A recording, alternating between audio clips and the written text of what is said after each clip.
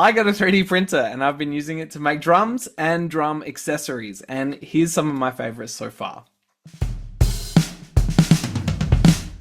The first thing that I want to show you is actually something that I designed on my own.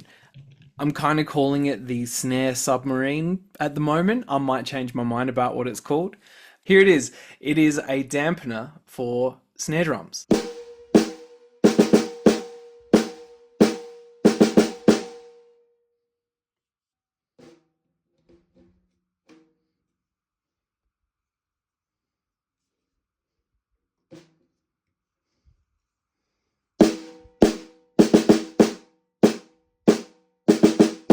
It went through a few iterations. I was initially planning on making a little sort of beanbag to attach to this. So I made this one. It's very light.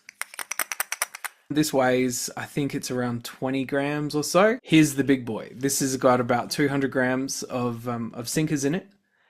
And I'm really happy with how it's turned out. You can just hear the sinkers shaking around in there. That is the first thing. I designed it myself. I used Tinkercad online. And yeah, it's a little snare submarine. The next accessory that I'm really happy with is this. And it is a drum key drill bit. This is made with standard PLA Basic in fact, and I downloaded the file from MakerWorld. I'll include a link. You can just sort of see there that I've used it a fair bit. It's a little bit dirty. Maybe I should print it in a different color. But so far, it's holding up really well. I have had to take I've had to change heads on 5 drums so far, and this has helped me do it. It's been so handy. I ordinarily use my speed key. I love this drum key, but this has been fantastic. The last thing that I want to share with you is this 3D printed drum. It is heavily based on the design of a Traps drum kit, except that it's printed in 6 segments. So you can see them all around here. 1, 2, 3, 4, 5, and 6. And at the bottom of each of the segments is one of these swivel nuts. And that just connects to the tension rod through there.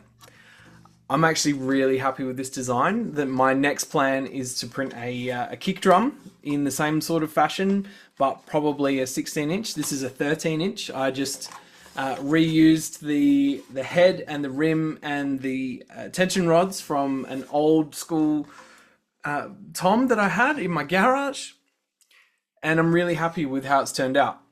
I've also put my Pearl ISS mount on it so that I can actually mount it off of something.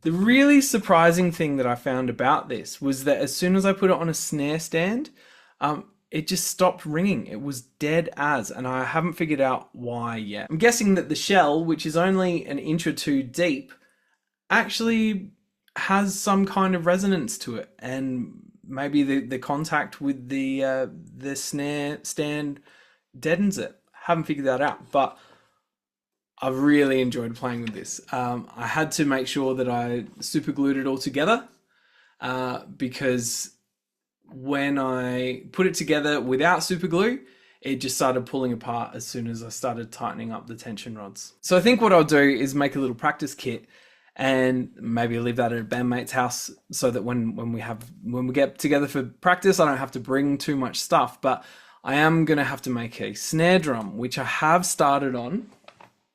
It's a 3-inch piccolo snare. It's going to be a floating snare, so I have another part, but I'm still waiting on some extra parts. So the rims, the snare strainer, and the snare butt end, they're all on their way, I hope. This is held together purely by tension. There is no super glue in between the joints of the segments. This air vent has been it's part of the design. You can't just sort of drill into your 3D printed objects because they're not solid. I'm really happy with how this turned out. If you've got any questions, please chuck them in the comments below. Now, go play some drums.